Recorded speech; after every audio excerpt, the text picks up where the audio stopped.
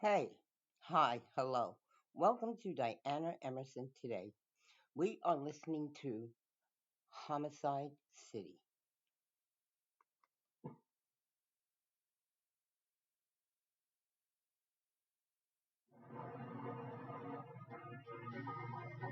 7 years after a woman vanishes, a trail of evidence leads investigators to an isolated boat ramp on the Missouri River. They must pull proof of her murder from the murky river. In a rural Virginia county, a skull and a piece of jewelry are the only clues police have to identify a victim.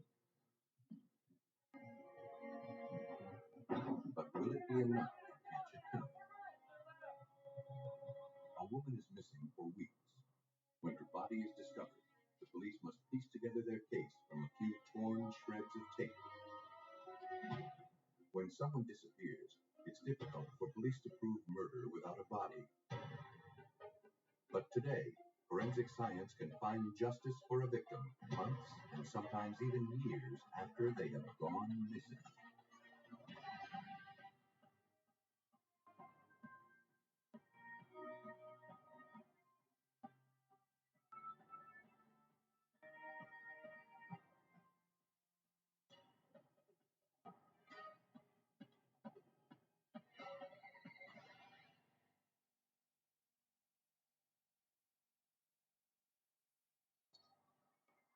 Maryville, Missouri is a small Midwestern town.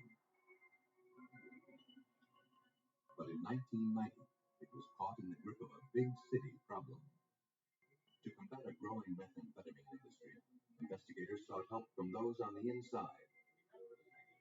Christine Elkins had been arrested for selling the drug. In exchange for immunity, Christine cooperated with authorities by helping to build a case against her supplier.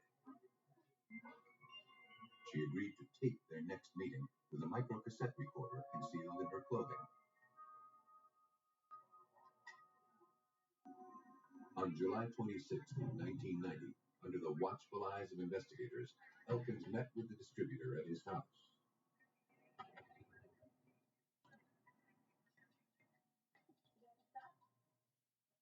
From the moment she walked in, Tony Emery, her dealer, was suspicious.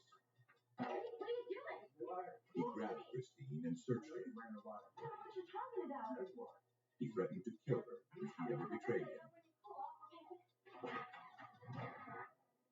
Agent Mike Schmitz headed up the case for the Bureau of Alcohol, Tobacco, and Firearms. She came back afterwards extremely upset, stating that he knew that I was wired.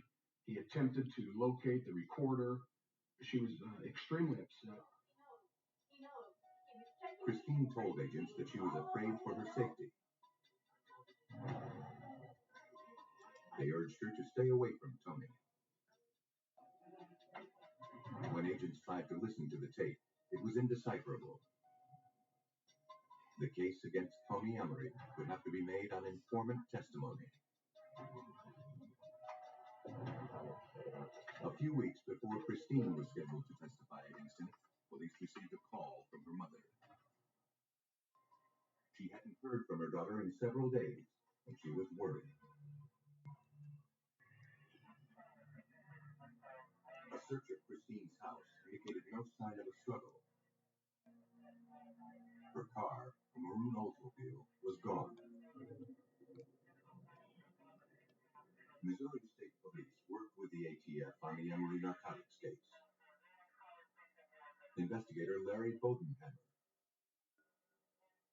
Well, the investigation changed after her disappearance because after a period of time, it was like, well, where is she?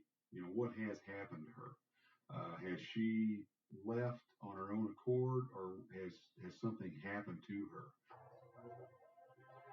Investigators interviewed Christine's friends and acquaintances. One friend told police she'd seen her around 10 o'clock the night she disappeared. Christine had asked her to watch her son for a few minutes while she met someone.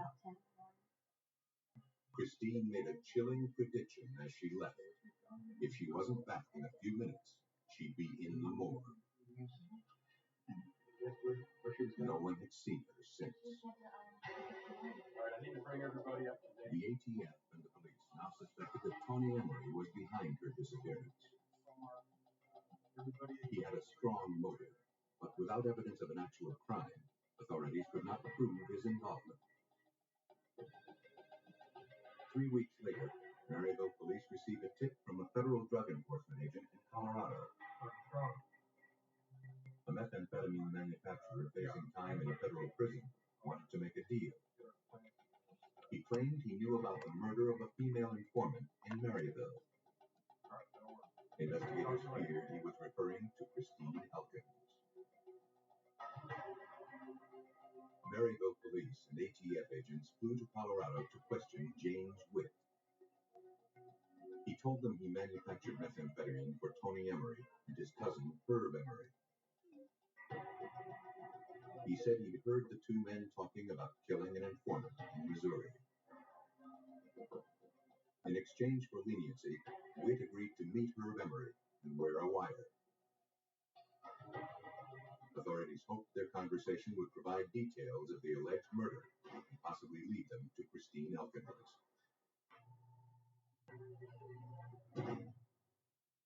3 months after Christine's disappearance, Witt met Herb Emery in a restaurant parking lot. Agents listened to their conversation from a car nearby. Witt pretended he needed to get rid of a body and asked for advice. Herb Emery told him the best way to dispose of a body was to put it in the trunk of a car and sink it in a rock quarry. It was investigators' first clue. Using detailed maps, they identified rock quarries deep enough to conceal a car. But the Midwest, famous for its native limestone, had literally hundreds of quarries. To narrow their search further, they had to think like a killer. If you've got a person in the trunk of the car, what would you do? Would you drive a long ways when it wasn't your car? You could break down. If you were to find a rock quarry, it would have to be something close. It would have to be something that you didn't have to drive. It was a very wet season. You wouldn't have to drive through a field because you might get stuck. They focused on a 75-mile radius, but that still left hundreds of possibilities.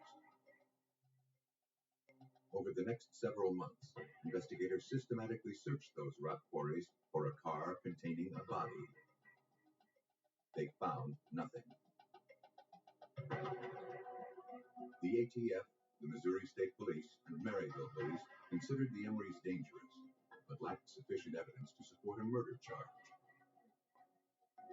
Setting up a task force, investigators devised a strategy to get them off the street until they could prove murder.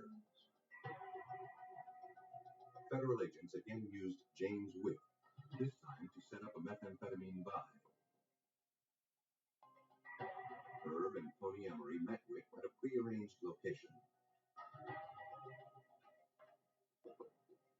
Agents observed as Tony Emery gave Witt $20,000 for several pounds of the drug.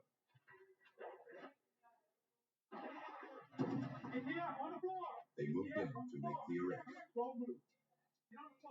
In the summer of 1991, Herb and Tony Emery were convicted of conspiracy to keep and sell methamphetamine. They were sentenced to 9 years in a federal penitentiary. With the Emerys in prison, authorities were able to focus on the disappearance and possible homicide of Christine Elkins. According to Maryville police investigator Randy Strong, Tony Emery was a dangerous man to cross.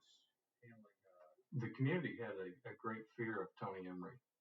If we had a witness to him doing a crime, they simply wouldn't come forward, or they would back out of the case. No one wanted to talk about it because they were afraid of what he might do to them. But with the Emery cousins safely behind bars, authorities hoped their associates would no longer be afraid to talk. And they had a lead. In their taped conversations, Herb Emery had told James Witt about a third man who was present the night of the murder.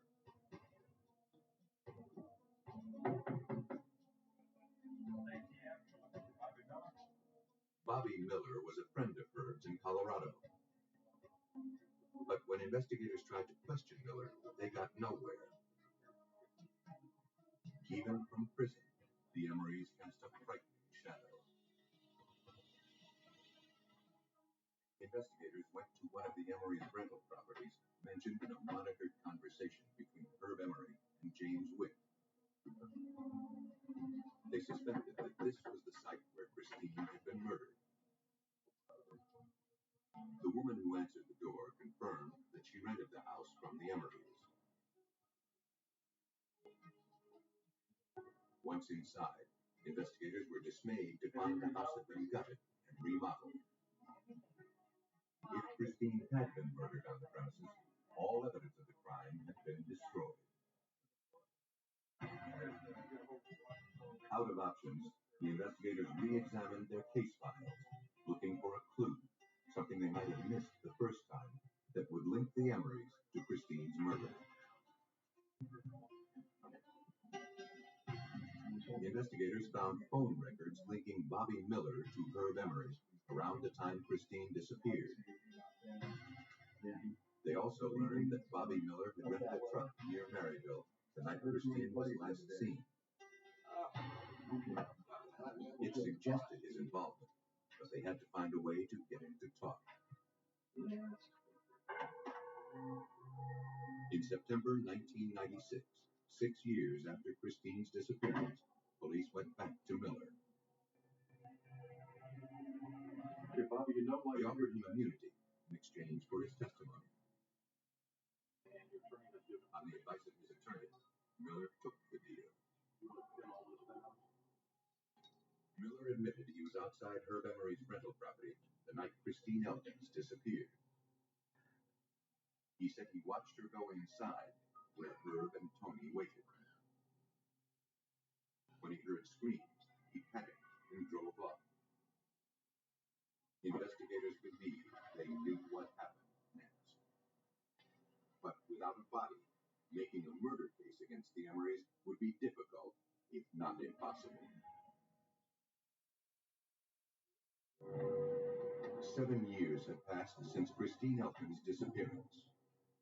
The ATF and the Maryville, Missouri police had Bobby Miller's account of her murder, but no evidence to back it up. And they were running out of time.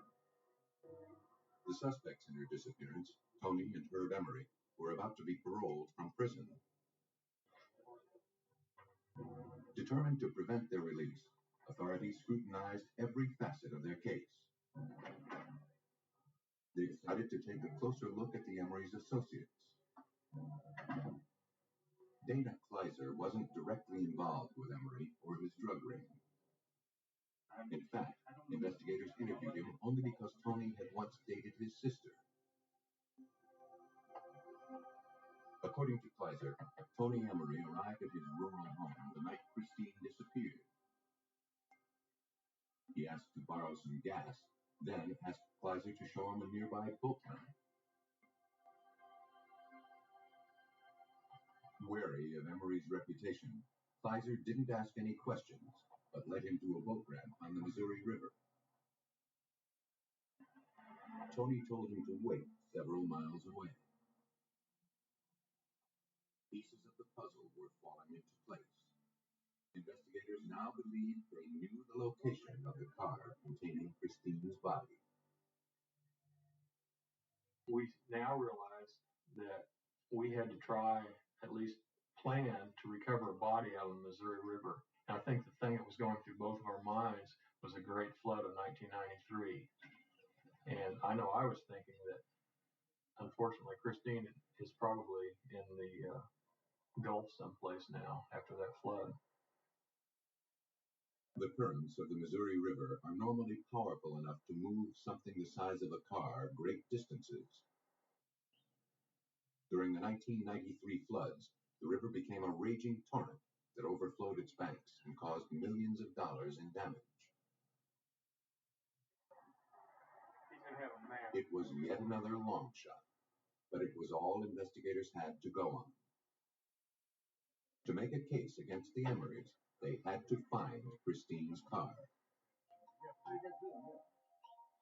They enlisted the help of a non-profit organization called NecroSearch International. These Colorado-based scientists helped law enforcement around the world find clandestine graves and hidden evidence. When Clark Davenport, a forensic geophysicist with NecroSearch, arrived at the boat ramp, he'd already amassed a wealth of data. Prior to coming out to take magnetic measurements, we looked at the make and model of the car, talked to the manufacturer to determine the mass of metal in the motor. We also looked at the currents in the river bottom conditions, river speed, the floods that happened since the car had gone into the river, and the float time from the manufacturer, how long they figured the car would float. Armed with that information, NecroSearch scientists spent 2 days searching a 6-mile area adjacent to the boat ramp.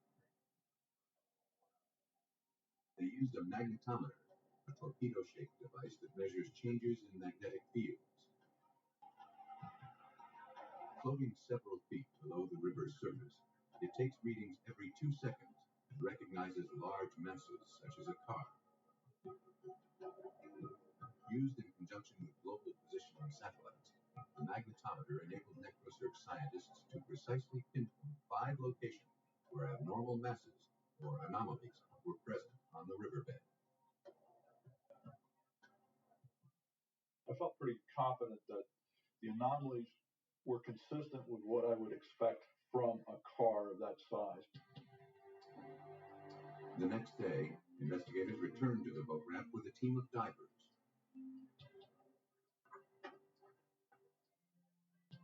Fighting the murky river's current, the divers searched the 5 areas Davenport pinpointed as likely locations for the car.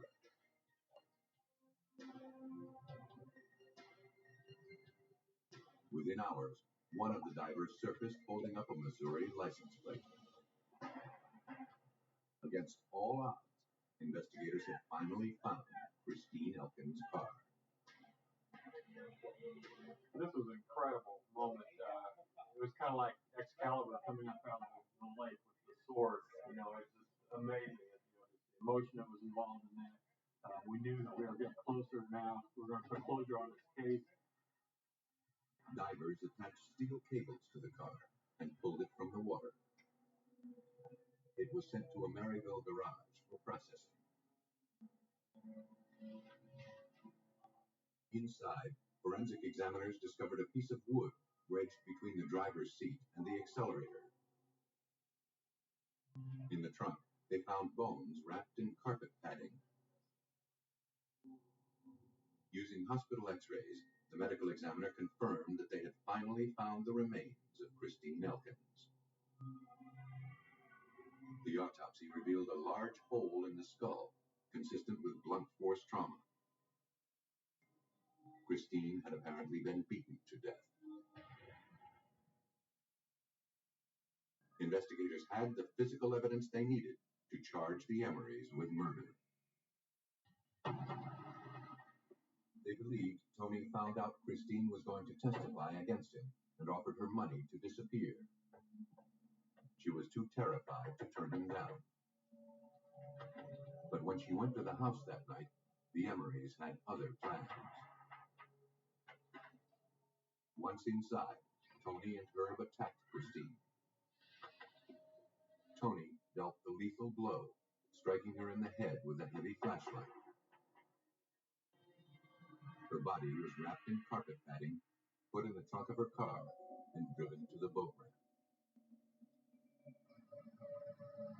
There, Tony rigged the accelerator and sent the car down the ramp into the river. Herb Emery pled guilty to murder and was sentenced to 22 years in prison.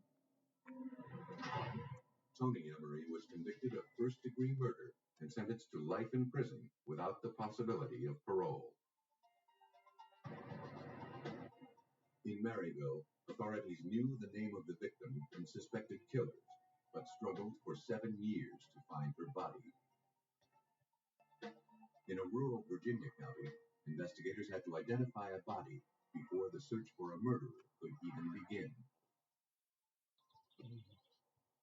Amelia County is a sprawling community. located in the rolling hills of Western Virginia. It's a neighborly area with a low crime rate, not the place for murder.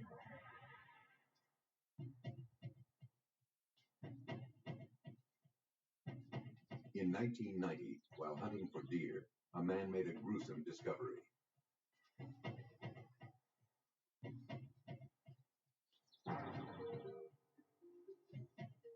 On an embankment near a small creek, he found a human skull. He took it to the Amelia County Sheriff's Department. Sheriff Jimmy Weaver examined the skull. Its condition told him it had been outside for some time. The presence of a long reddish hair, as well as the skull's small size and features, suggested that the victim was probably female. Two opposing holes in the skull were consistent with entry and exit wounds made by a single bullet. Sheriff Weaver and his deputy went out to the scene. On my way in, I was trying to think of who it could be. There was no one in Amelia missing. No one had called me. Amelia is a small, close county.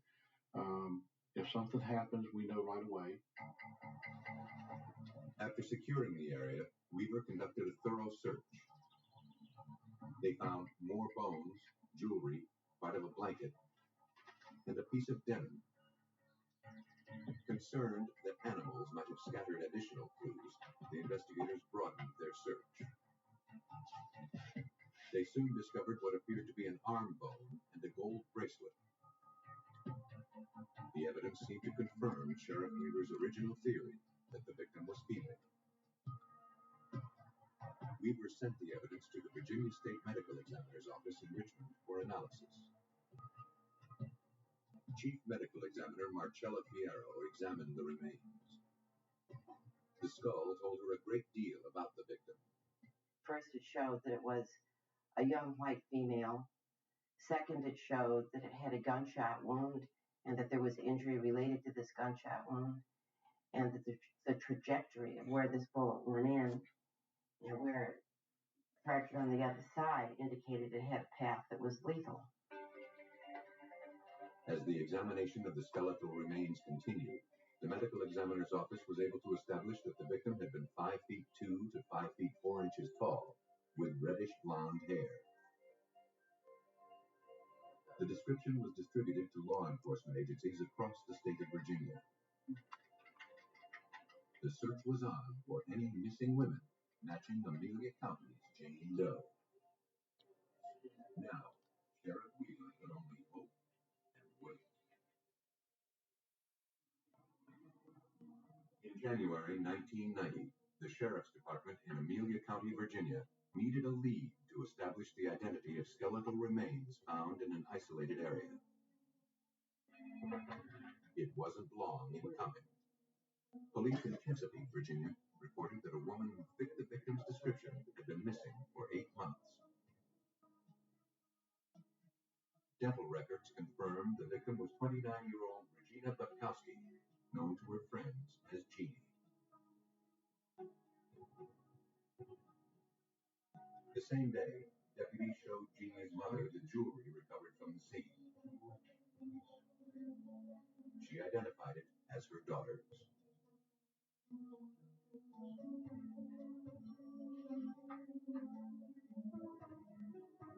Chesapeake police forwarded the Butkowski case files to Amelia County.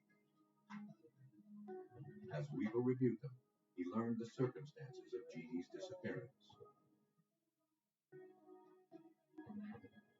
On the evening of May 6, 1989, Jeannie's roommate discovered that the front door of their house had been kicked in.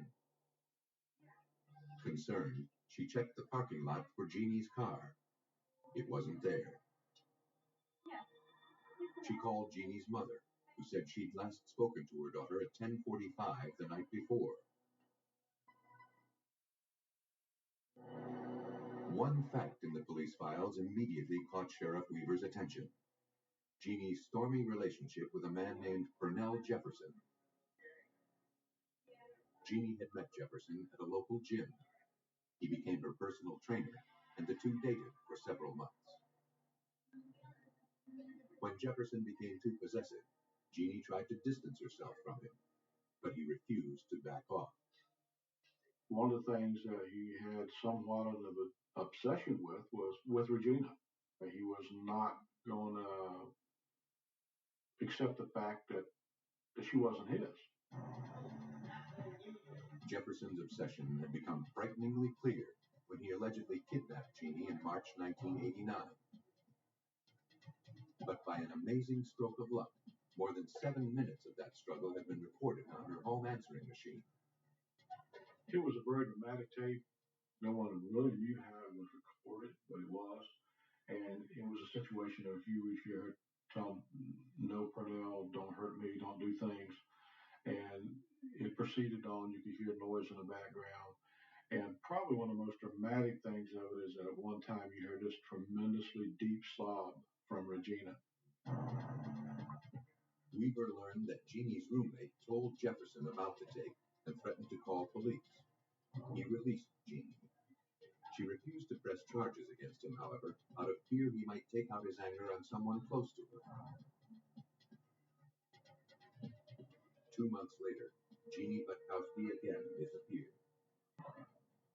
Sheriff Weaver focused the investigation on Purnell Jefferson. A lead came in from Jeannie's parents. They had received a letter regarding their daughter's car from an apartment complex in Richmond, Virginia, 130 miles away from Jeannie's home.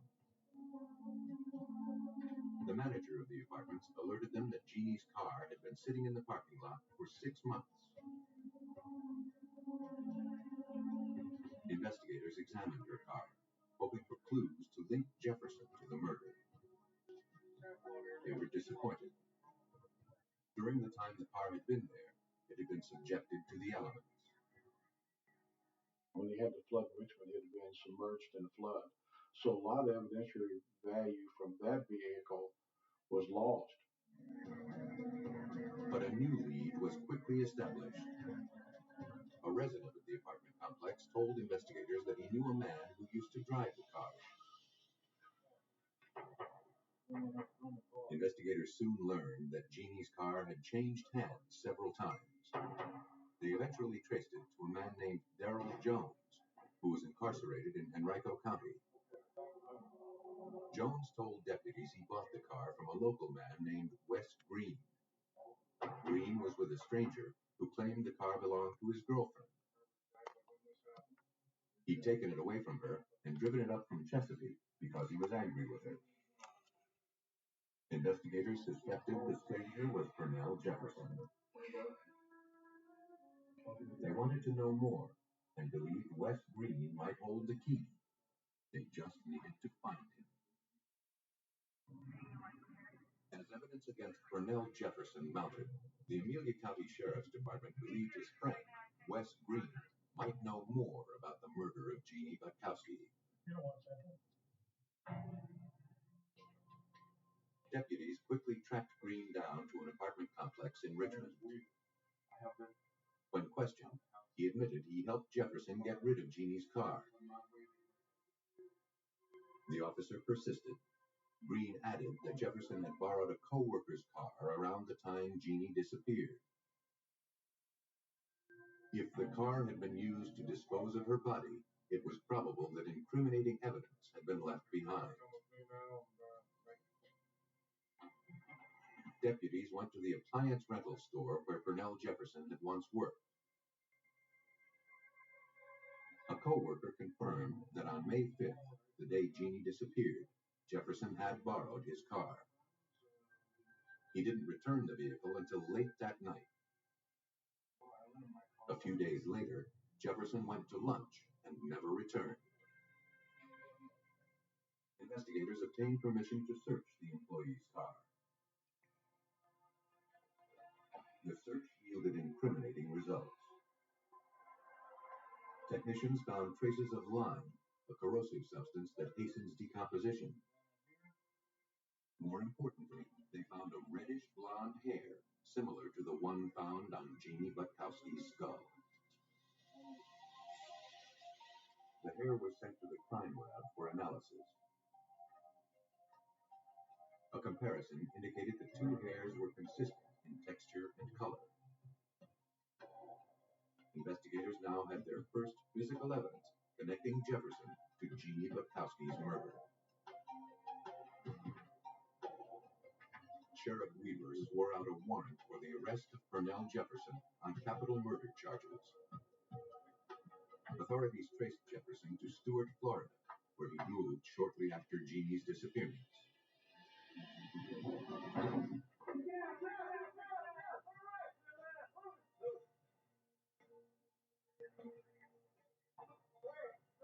On February 3rd, 1990, a SWAT team burst into the suspect's home to find him hiding in a closet. They quickly took him into custody. 5 months later, Jefferson was extradited to Amelia County to stand trial for murder. Based on the evidence, investigators pieced together the events of the night Jeannie Butkowski died. On May 5th, 1989, Pernell Jefferson and Wes Green drove from Richmond to Chesapeake and broke into Jeannie's house as she slept. Jeannie struggled with Jefferson, who dragged her outside. He forced her into her own car and sped away.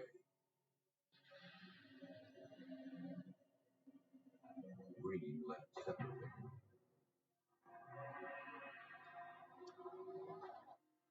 Although investigators never learned the precise location of her murder, they suspected Jefferson stopped at a remote area as he drove back to Richmond. He initially disposed of her body just outside the city. Fearing it might be discovered there, Jefferson recruited Wes Green to help him move the body to Amelia County, where they buried it in a shallow grave. Pernell Jefferson thought he'd covered his tracks, but he underestimated Sheriff Weaver and his deputies. He thought that he would bring her out to a rural county to where that probably there was a rural law enforcement agency that wouldn't find it, or if they did, wouldn't solve it. On March 28, 1991, Pernell Jefferson stood trial in Amelia County for killing Jeannie Butkowski. He was convicted of capital murder and sentenced to life in prison with a minimum of 25 years. Wes Green was also charged and convicted for his role in Jeannie's abduction. In a murder investigation, police often discover the killer was close to the victim. But when a killer preys on a stranger, he is far more difficult to find. Nestled at the junction of two rivers, Wichita, Kansas is an all-American city with a touch of Old West charm. In this story, some of the names have been changed.